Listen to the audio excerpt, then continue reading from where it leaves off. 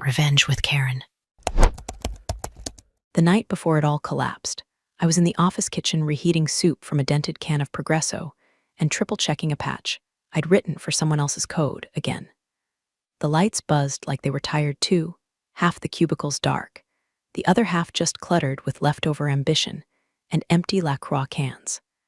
The system was groaning under its own weight again, and no one but me even noticed the database logs had been error looping for 6 hours. Didn't ask permission, I just fixed it, like I always did. Nobody ever told me to. Nobody ever said thank you. They just assumed some blessed act of IT divine intervention had rescued their product's sprint from digital implosion. Truth is, half the product suite was held together with duct tape, prayer, and my uncredited after-hours commits. I was the ghost in the machine, the fixer with no title, no team, and no PowerPoint slide with her name on it. It didn't even exist in the architecture docs. But when the dashboards turned red or the CEO's pet analytics tool started choking on bad data, guess whose Slack lit up? I didn't mind it at first. Hell, I even liked it. There's a weird kind of peace in being invisible and indispensable at the same time. Like being the janitor of a nuclear plant, no glory, just the comforting knowledge that if you ever stopped showing up, whole damn building would melt into radioactive soup. That was me. Patricia, the part-time code whisperer and unofficial night custodian of a $385 million platform that didn't even list my name in the contributor's log. They had me on data hygiene and integration, whatever that meant.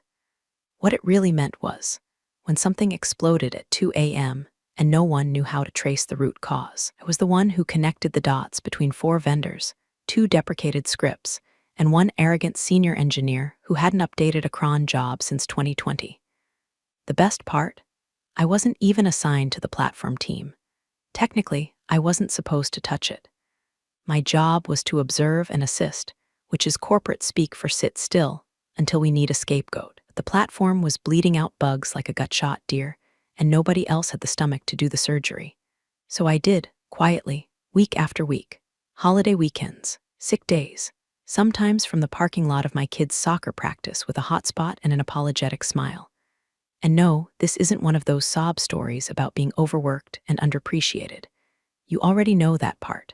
Hell, if you're still listening, I'd bet good money you are someone like me, or you depend on someone like me and just don't know it yet. So hey, if any of this sounds familiar, take a second to hit that subscribe button and toss us a like. No pressure. But it really helps the team keep telling these stories, and trust me, you're going to want to hear the rest of this one. Because what happened next? It wasn't just another oopsie, production's down. It was the slow-motion collapse of a company that thought it could replace quiet competence with loud confidence, and never expected the ghost holding it all together to walk away. The first sign came when they brought in a new VP of product. Young, loud, all linked in swagger and buzzwords. The kind of person who says, "Let's disrupt the paradigm," with a straight face. She'd barely finished hanging up her framed degree before she started sniffing around for inefficiencies. God forbid you let one line of undocumented brilliance survive the purge. Her name was Dana, and if I had to describe her in 3 words: sharp heels, dull instincts. Dana didn't like ambiguity. She liked things labeled and color-coded and fed to her in PowerPoint bullets. So when she saw my name popping up in code-based diffs that I wasn't officially allowed to touch, she got that pinched look on her face like someone had farted during her onboarding session. She flagged it, escalated it, and like that my after-hours commits, the ones that kept the platform from spontaneously combusting every other Tuesday, became unauthorized access. That's when she found the GitHub repo. Just a tiny open-source tool I'd contributed to one weekend out of boredom, nothing special. A little script for log aggregation, not even connected to our systems.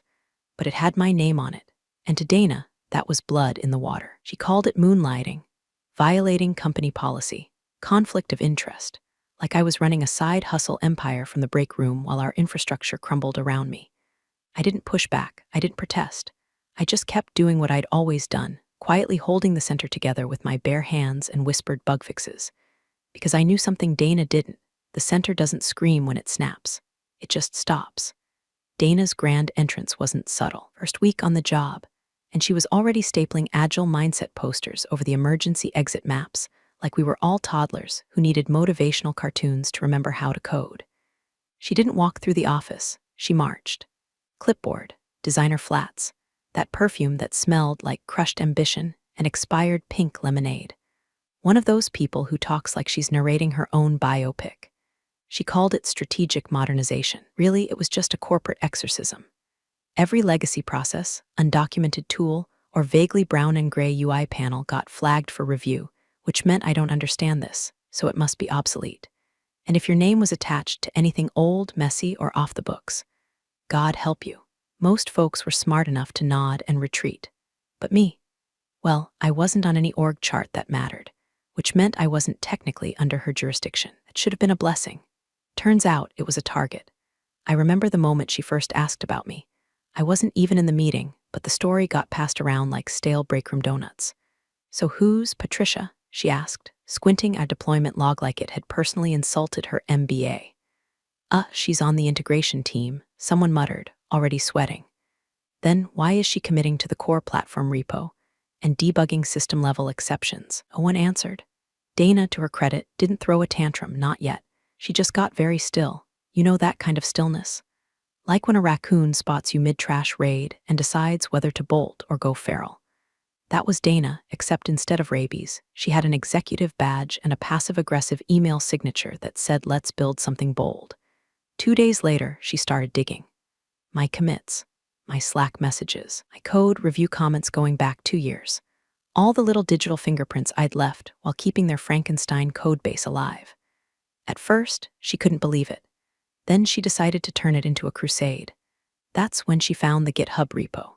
It was laughably innocent, a side project I'd contributed to over a long weekend when the Office VPN was down and I was too wired on cold brew to sleep.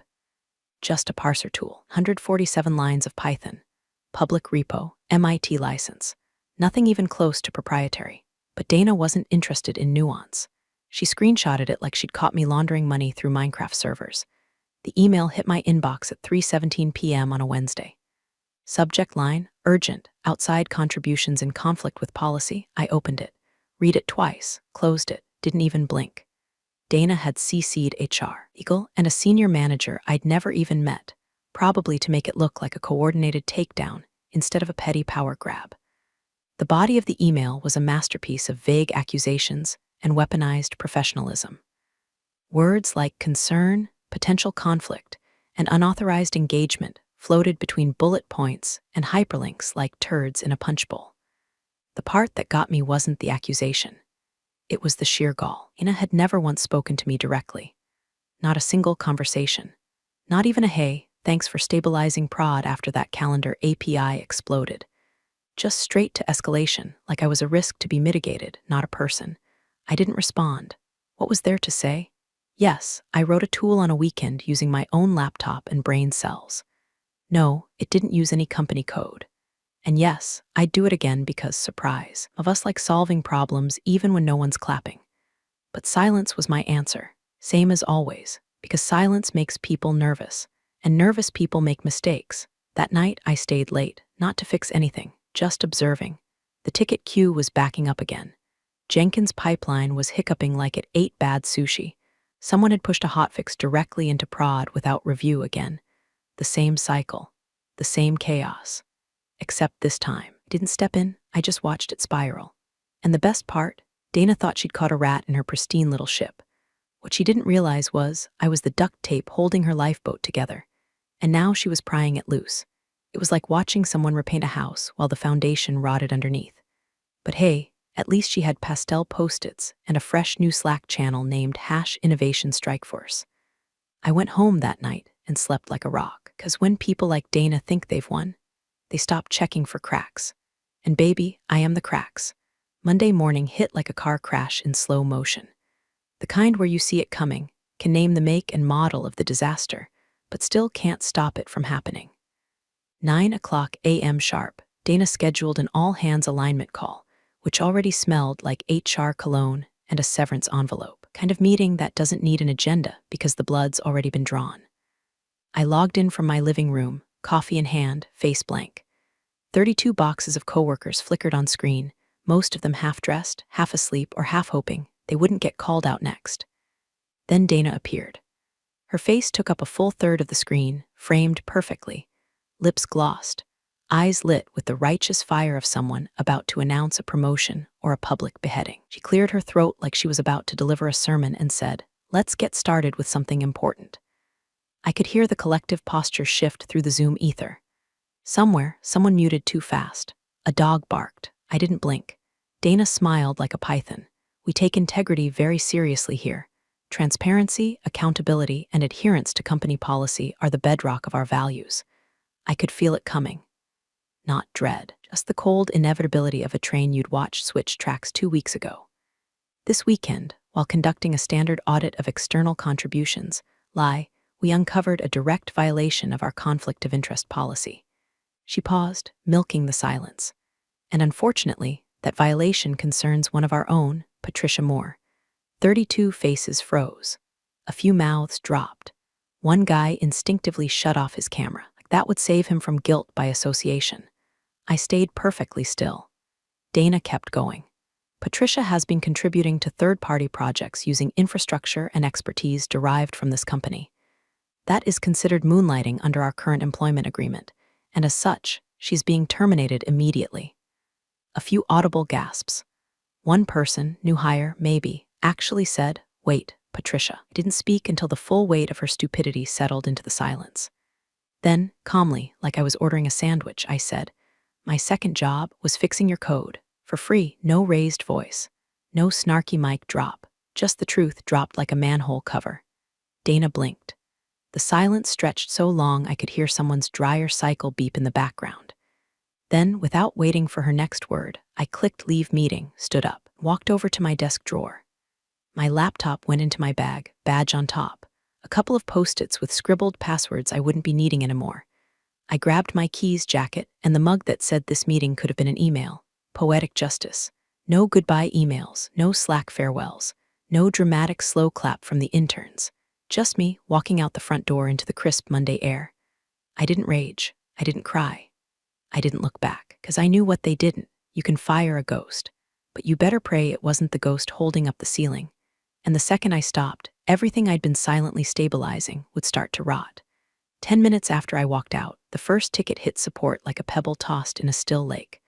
Login timeout, then another. Purchase flow stalling on confirmation screen. By the 15-minute mark, the pebble had become a rock slide.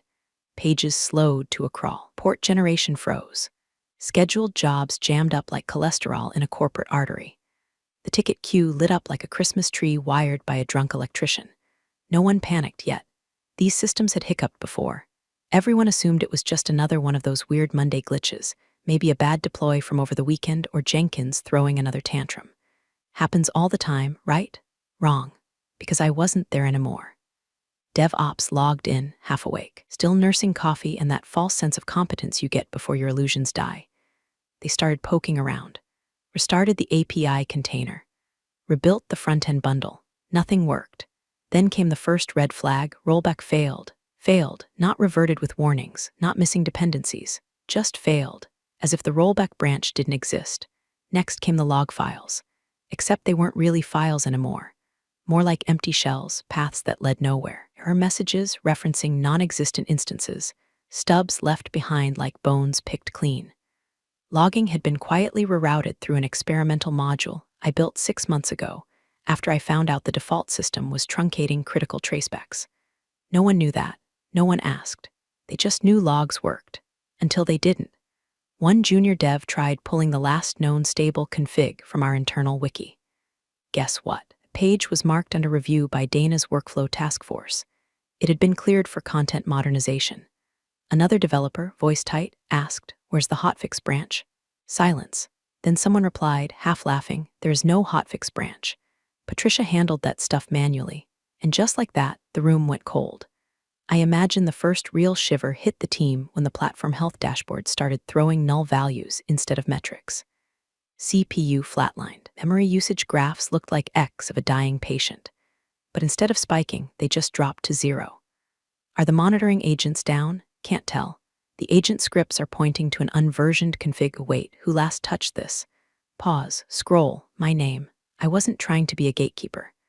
I documented some of it, okay, not all, but enough for someone curious enough to follow the trail. Problem was, no one had been curious. Just let me patch the holes in silence. Let me create private workflows, fix things under different user contexts, and rewrite core scripts under the radar because no one else wanted to touch them. It was never sabotage. It was triage, every week for 2 years. But now the bandages were off, the stitching unraveling, and the patient was starting to hemorrhage. By the 30-minute mark, support was in full damage control. Clients were calling. SLAs were flashing amber. Someone in the Zoom war room suggested reaching out to me. Nope, came the answer. She was terminated. Dana made it very clear. A dev, probably the last one who still used semicolons religiously, whispered, then we're screwed. Because without me, there was no recovery plan, no rollback path, no map, no fire escape. And the fire was already licking at the server racks. They hadn't fired an employee. It amputated the hand that knew where the spare heart was buried. By mid-morning, the CTO was pacing. Not power walking while thinking. Not doing a leadership lap to boost morale. No, this was the real thing, circling his glass-walled office like a caged animal that just realized the bars were made of wax. On the screen behind him, 3 dashboards blinked out of sync like a slot machine rigged by Satan. Nothing matched. Metrics were either flatlined or spiking like a heart attack. DevOps had pulled 6 engineers into a triage call, but no one could agree on what the root issue was because the system wasn't failing exactly. It was deteriorating, disintegrating, piece by undocumented piece. That's when the CTO got involved directly. Name's Alan, usually stays out of the weeds, but today the weeds were growing up through the server floor. He starts asking pointed questions. Owns this data handler? Why is the billing pipeline hard-coded to a deprecated endpoint? Why is the job scheduler referencing a cron syntax that hasn't existed since Ubuntu 18.04? No one answers. So Alan rolls up his sleeves and dives into the guts of the system himself. First stop, a deployment script labeled quickfix prod v6 betterthis-sh. Second stop, a config folder called /Patricia, not on any shared drive, not in Git, just a local snapshot someone had copied from her environment months ago, after a live payment gateway imploded, and she'd patched it in real time using nothing but duct tape, Python, and righteous fury. Alan pauses, opens the logs. Inside, stability, flawless execution, jobs running cleanly, data flowing with the smoothness of a jazz solo. It was like finding an entire secret highway under a collapsed bridge, one person's private detour keeping the whole city moving. He scrolls deeper and finds her personal task scheduler, crude, hand-built, and horrifyingly effective. Not a single job missed a beat, not a single timeout, all of it isolated from the main system. None of it sanctioned. No change requests, no approvals, no documentation trail. Just raw, unpolished survival logic. Stuff she'd built when the official processes failed, because no one else wanted to delay launch. Because fix it later became let Patricia figure it out. And Patricia had, over and over again, in the dark, quietly. Alan sits back, face pale, he finally speaks. Her environment was stabilizing the core, not ours, hers, their silence. Someone from security chimes in, confused. Wait, you mean she was patching production from outside? Yes, Alan mutters. And worse, some processes only work because of her overrides. Now it's legal's turn to freak out. Are you saying the platform was running on unreviewed code? Alan nods slowly. Some of the most critical parts. Yeah, they weren't ours, they were hers. Dana, who had been pretending to read her emails this entire time, speaks up like she's stating the obvious. That's not acceptable. She wasn't on the approved deployment team. And Alan, who hasn't looked at her once until now, finally turns. Why the hell did your platform only work when she was around? She opens her mouth, closes it, and that's when the room starts to shift from confusion to quiet, creeping horror. This wasn't sabotage. It wasn't some rogue engineer gone wild. It was worse. It was dependence. Unchecked, untracked, invisible dependence on a woman they didn't see until she was gone. Alan slumps back in his chair. She didn't build a backdoor, he says, almost to himself. She was the backdoor. That's when the denial cracks. Because this isn't about bugs anymore. It's not about moonlighting or policy violations or GitHub pull requests. It's about the realization that their golden goose was duct taped together by a ghost, and they exorcised her without asking what she was holding up. And now the whole cathedral is groaning. By noon, the platform was buckling like a bridge built from expired warranties and corporate denial. DevOps, still running on fumes and caffeine farts, had been chasing gremlins for hours. Every time they thought they'd found the bug, it morphed, vanished into another subsystem, another undocumented tweak. They were whack-a-moling production failures in real time, heads buried so deep in terminal windows they forgot which way was up. A patch was deployed, crashed billing. Rollback attempted again, wiped half the user sessions. Someone tried to redeploy last quarter's stable build, triggered an ancient cron job that began purging log backups by date, including the ones from today. At some point, a DevOps engineer burst out laughing and didn't stop. Just leaned back in his chair and cackled like a man who realized the elevator cable had snapped and there was no emergency brake. Meanwhile, legal finally came to life. They'd been summoned to evaluate exposure, which is rich considering half the exposure was still glowing radioactive from the last 10 deployments. A junior counsel, poor kid fresh out of Georgetown, went digging through the internal DRP, Disaster Recovery Plan, the sacred binder of salvation. That's when she saw it. A clause buried halfway through the contributors of record section. Paragraph 2.6. All system recovery efforts rely upon documented, authorized contributions submitted via formal review. Unassigned personnel contributions are not preserved, replicated, or included in critical backups. Translation: because Patricia was never officially part of the platform team, none of her work was captured in disaster prep. None of her fixes were versioned into recovery branches. None of her patches were mirrored to the staging failover cluster. It was like discovering the fire extinguisher you've been relying on was actually just a spray-painted Nerf gun, and the building's already on fire. Legal called an emergency sync. That's when the CEO joined. Now, up until this point, he'd been operating on vague updates and executive summaries. The kind where people say we're experiencing a few platform inconsistencies instead of your golden goose is bleeding from the eyes. But now he was seeing the real dashboard. The contract flags, the churn spike, the red lines across service-level agreements like someone had bled out on a spreadsheet. He walked into the glass-walled war room where the CTO and DevOps were already arguing over whether to pull the kill switch on the main cluster and go into dark mode maintenance. Dana was there too, sipping from a steel water bottle like this was just another Monday fire drill. Legal broke it down. Sir, any work Patricia did isn't covered by our insurance. It wasn't authorized.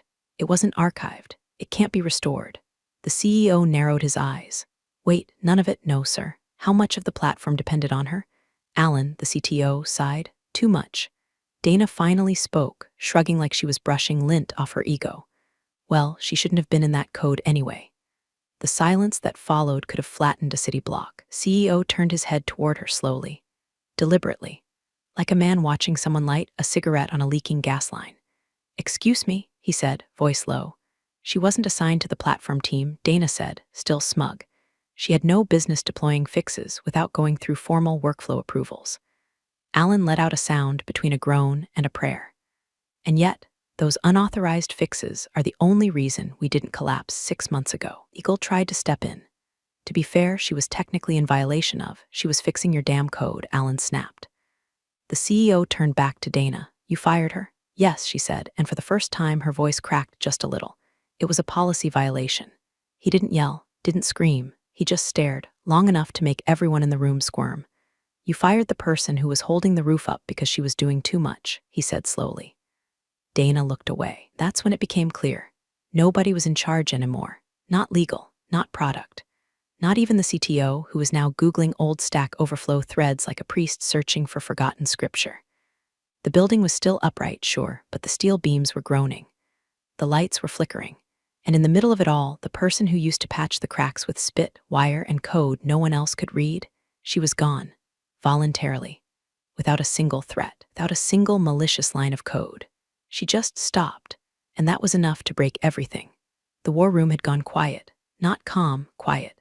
The kind of stillness that happens when everyone's pretending they don't hear the building groaning under its own weight. Every screen was glowing red, internal dashboards flickering, partner portals offline, error messages piling up like unpaid debts. Nobody was talking about product launches anymore. No one's asking about Q4 goals or campaign metrics. Even Dana had stopped trying to justify herself. She was just shrinking, slowly, like a balloon left too close to a radiator. Then one of the junior engineers, Marcus maybe, the one who always wore band tees and lived off vending machine Pop-Tarts, spoke up. "I found something," he said, squinting at his screen. Everyone turned. "It's in an old internal branch," he continued. Wasn't labeled, just called Stable PV3 Test Legacy Final, classic naming convention nightmare. But buried inside there's a markdown file. Alan raised an eyebrow. A what? A readme, except not a real one, more like a message from her. The room leaned in. Marcus cleared his throat and read aloud, "No moonlight. Just keeping your house from burning down. You're welcome." Silence. Nobody moved. It wasn't a threat. It wasn't even bitter. It was factual, like a post-it note left on a detonator someone had already walked away from. Then Marcus added softly, almost like he couldn't believe he was saying it, "She didn't kill the system. She just stopped saving it." That sentence hit like a punch to the sternum, because everyone in that room had benefited from her work. Every single one. They just didn't know it was her. The automated alerts that stopped going off every night at 2 a.m. Her. Sudden drop in server CPU spikes last year that no one could explain. Her. The time someone accidentally deployed to production on a Saturday and it somehow didn't break. Also her. But they never asked, never followed the thread, never bothered to wonder why the chaos always stopped just short of total collapse. Until now. The CFO, who'd been mostly silent until this point, and a hand down his face, and finally asked what everyone had been thinking but no one dared say. "Can we pay her to come back?" No one answered, not because they didn't want to, but because they all knew. This wasn't a salary problem. This wasn't a signing bonus situation. You don't call the person you buried alive and expect them to dig you out because you finally notice the house is on fire. They didn't need her to build something new. They needed her to undo the absence, reconnect the invisible veins they'd slashed without realizing they carried the company's blood. Marcus kept scrolling through the branch, hoping for more clues, maybe a checklist, a recovery key, a trail of breadcrumbs. There was nothing. No final instructions. No backup plan. Just that one line, "No moonlight. Just keeping your house from burning down. You're welcome." It read like a tombstone. Or worse, a resignation letter no one was smart enough to read when it mattered. Eagle started whispering with risk. Alan slumped into a chair, staring at his screen like it had personally betrayed him. Dana looked like she wanted to vanish into her own blazer. And me, I was nowhere near that room. I was off the grid, drinking coffee somewhere quiet, and not lifting a single damn finger to save them. By Tuesday morning, the headlines weren't just internal anymore. Client portals were still down. Data syncing was delayed across all time zones. Key metrics were missing. Customer reports populated with blank cells and zeros, like someone had dragged a white sheet over the company's entire nervous system. Calls started pouring in. Not from mid-tier accounts either, flagship clients. The kind whose invoices had commas and whose logos decorated every investor pitch deck like corporate war medals. One of them, an international payment processor, worth more than this entire company's valuation, requested an emergency review of all data handling practices. Another just sent over a cancellation clause, highlighted in legal red, "No questions asked." 3 others went dark, like they knew a storm was coming and didn't want to be seen standing too close. The sales team, those smooth-talking, espresso-addicted optimists, stopped speaking in revenue terms and started muttering in absolutes. "We're losing them. We've already lost them. Holy hell. We've burned them." Then the board started whispering. They didn't call it a full-blown crisis yet. They used phrases like structural exposure and platform inconsistency, because that's what people say before they admit they're sitting on a sinking ship and all the life vests are made of wet cardboard. But the word negligence had entered the bloodstream. Operational negligence. As in, who knew the platform depended on undocumented fixes? As in, how did someone with no formal authority end up running the spine of our $385M product? As in, why did no one see this coming? The answer, of course, was that they did. They just didn't look. And now, there were subpoenas being mentioned. There were screenshots being deleted. Dana had quietly set her Slack status to in focus mode, which everyone knew was executive speak for "I'm lawyering up." That's when the CEO hit his limit. It was during a call with the legal team, the CTO, and 3 board members. They were dissecting the disaster recovery clause and the mounting legal liability tied to undocumented code. Alan was walking through Patricia's patchwork again, this time with red markers tracing every system dependency that linked back to her private environment. The board sat frozen. One of them actually spilled his tea. And then the CEO, half whispering, half hallucinating, murmured it. "You didn't disable the core, did she?" He didn't mean it as a question. He meant it as a prayer. And Alan, hands clasped, face hollow, looked him dead in the eye and replied, "No." But she was the core. Silence, long and ugly, not a metaphor, not exaggeration. She was the stabilization logic, the dead man's switch. The Band-Aid, the glue, the off-the-books wizard behind the curtain. Without her, the platform wasn't compromised. It was hollow. All the fancy dashboards, containerized microservices, the buzzword-riddled architecture diagrams, they were just a paper skeleton, held together by code that was never supposed to exist, written by someone who had no reason to stay other than stubborn integrity. And when they pushed her out, the skeleton collapsed. The CEO's face went gray. One of the board members leaned in and whispered something about external consultants and incident containment. But Alan didn't hear them. He was staring at a line of error logs, repeating over and over like a dirge. Missing dependency. Patricia Module V2 not found. That wasn't the actual name, of course. But the sentiment was the same. She hadn't sabotaged a thing. She just stopped saving them. And now they were discovering the cost of every time they told her she didn't matter. Every time they brushed her name off a commit. Every time they assumed the system healed itself. They didn't lose an employee, lost their parachute. And the ground was getting closer. Fast. The cafe was quiet. Not the kind of performative quiet you find in chain spots where teenagers cosplay productivity over cold brews. This was real quiet. Ceramic mugs, low jazz, someone typing slowly in the corner. And me, finally exhaling like my lungs had been on mute for the last 2 years.